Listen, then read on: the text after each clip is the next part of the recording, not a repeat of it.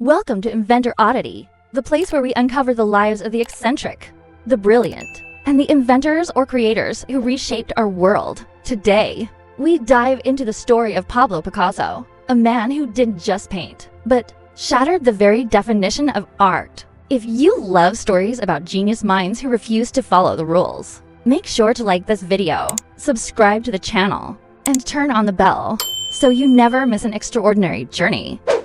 One autumn evening in 1881, in the port city of Malaga in southern Spain, a baby was born into a haunting silence. The mother panicked.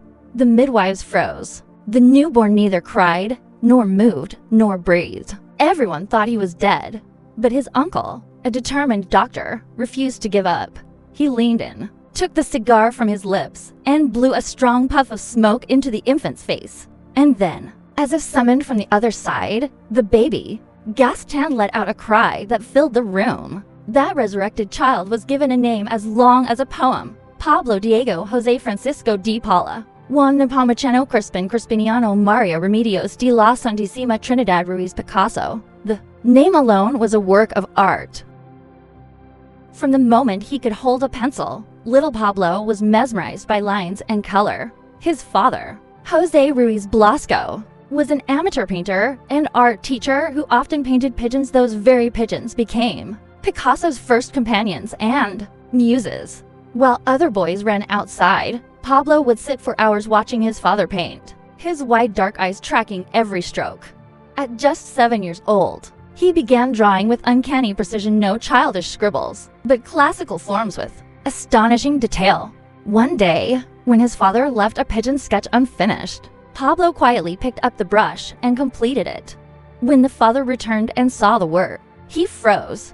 He set down his brush, turned to his son, and declared, "From now on, I will never paint again. My son has surpassed me." At age 13, tragedy struck. His younger sister, Conchita, died from diphtheria. The loss devastated Pablo, turning him inward but also drove him deeper into art as his only refuge. The family moved to Barcelona, where Pablo's talent exploded. He was admitted to the La Laga School of Fine Arts, where most students took a month to complete the entrance exam. Picasso finished it in a week, and the professors were so astonished. They thought the drawing belonged to a teacher. By 14, he had already stepped out from his father's shadow and began crafting his own legendary path. Barcelona at the turn of the century was alive with modernist ideas, and young Picasso, still in his teens, was ready to shed the label of prodigy to become a true artist. By day, he studied at La Laga in his father-mandated suit and tie. By night, he slipped into the smoky bars of the Barri Gothic, surrounded by flamenco, poetry, and wild dreams. In the bohemian café Els Quatre Gats, he drank, laughed, debated, and found kinship among other rebellious artists who believed that art was worth dying for. In 1900, at age 19, Picasso first traveled to Paris, the beating heart of Western art, with his friend Carlos Casagemas. They shared everything in a cramped, freezing room in Montmartre: bread, cigarettes, and the dream of becoming great. But Paris was harsh. When Casagemas fell into despair after a failed love affair, he took his own life in a cafe. The suicide shattered Picasso. He returned to Spain, shaken and grieving. Yet from that tragedy, a transformation began. Emerging from grief, Picasso's paintings turned a somber blue, cold, quiet, and mournful. He painted the blind, the beggars, prostitutes, madmen, those society forgot. This was no longer about showing talent. It was about exposing the soul. He was still a no-name artist, sleeping in a damp attic, but the depth and compassion in his paintings were impossible to ignore. In 1904, Picasso returned to Paris and moved into Le Batelivoir, a dilapidated building buzzing with dreamers. There, he met Fernande Olivier, a mysterious and sensual woman who became his muse and lover. With love came light. The blue gave way to pinks and oranges. Circus performers, harlequins, and wanderers filled his canvases with tenderness and hope. This was the rose period, a warm breath after years of cold. But behind the softness, Picasso was sharpening his knife. By 1907, Picasso was obsessed with tribal African art, especially the distorted wooden masks he saw at the Ethnographic Museum in Paris. The rawness, the geometry, the primal spirit, they haunted him. He painted Les Demoiselles d'Avignon, 5. Nude women with sharp faces, fragmented limbs, piercing eyes. No shadows, no softness, no rules. When he showed it to friends, even Henri Matisse was furious. Critics called it grotesque, degenerate, a monstrosity. Picasso quietly rolled it up and hid it away. It wouldn't be exhibited for nearly a decade. But in time, this painting would be hailed as the birth of modern art, the detonation that shattered centuries of artistic tradition. From 1909 to 1912, Picasso and Georges Braque invented analytical cubism. They deconstructed objects into planes and angles, guitars, bottles, faces seen from all sides at once. Then came synthetic cubism, where Picasso used newspapers, fabrics, labels, collaging everyday life onto his canvas. Art was no longer about what you see. It was, what do you feel, remember, and imagine, all at once. He didn't just break the rules. He redefined the game. Every artistic phase mirrored a woman in Picasso's life. Fernande Olivier, Rose Period, Eva Goul, who died young of illness, ushered in darkness and abstraction.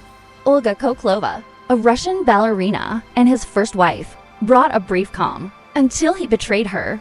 Marie-Thérèse Walter, a 17-year-old muse he kept secret, brought softness and sensuality. Dora Maar, a fiery intellectual and war photographer, pushed his political side. In 1937, fascist forces bombed the Spanish town of Guernica, killing 1,600 civilians. Picasso, enraged, created his most iconic work.